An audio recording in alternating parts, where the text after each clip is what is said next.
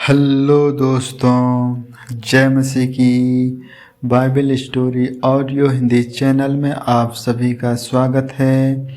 आज हम पवित्र शास्त्र बाइबल के एक नए ऑडियो स्टोरी से जानेंगे मूसा की श्रेष्ठता का प्रमाण के बारे में गिनती की पुस्तक से। हालेलुया। मूसा ने एक कूशी स्त्री के साथ विवाह कर लिया था, इसलिए मरियम और हारून उसकी उस विवाहित कूशी स्त्री के कारण उसकी निंदा करने लगे। उन्होंने कहा, क्या यहोवा ने केवल मूसा ही के साथ बातें की है?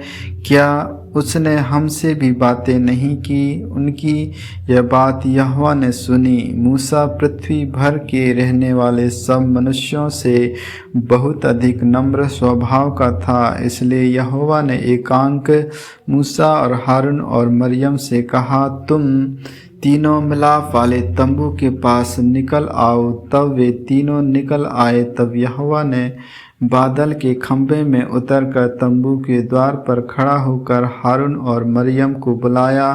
अतः वे दोनों उसके पास निकल आए। तब यहोवा ने कहा, मेरी बातें सुनो। यदि तुम में कोई नबी हो तो उस पर मैं यहोवा दर्शन के द्वारा अपने आप को प्रकट करूँगा या स्वप्न में उससे बातें करूँगा। परंतु मेरा दास मूसा ऐसा नहीं है।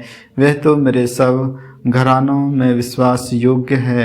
उसमें से गुप्त रीति से नहीं, परंतु आमने सामने और प्रत्यक्ष होके बातें करता हूँ, और वह यहोवा का स्वरूप निहारने पाता है। इसलिए तुम मेरे दास मूसा की निंदा करते हुए क्यों नहीं डरे?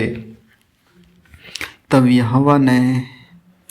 यहोवा का कोप उन पर भड़का और वहाँ चला गया। तब वह बादल तंबू के ऊपर से उठ गया और मरियम कोढ़ से हिम के समान श्वेत हो गई। और हारून ने मरियम की ओर दृष्टि की और देखा कि वह कोढ़िन हो गई है। तब हारून मूसा से कहने लगा, हे मेरे प्रभु, हम दोनों ने जो मूर्खता की वरन पाप भी किया, यह पाप हम पर ना लगने दे, और मरियम को उस मरे हुए के समान ना रहने दे जिसकी देह में माँ के पेट से निकलते ही अंध गली हो। अतः मूसा ने यह कहकर यहोवा की दुहाई दी, हे ईश्वर, कृपा कर और उसको चंगा कर। यहोवा ने मूसा से कहा, यदि इसका पिता उसके मुंह पर थूका ही होता तो क्या 7 दिन तक वह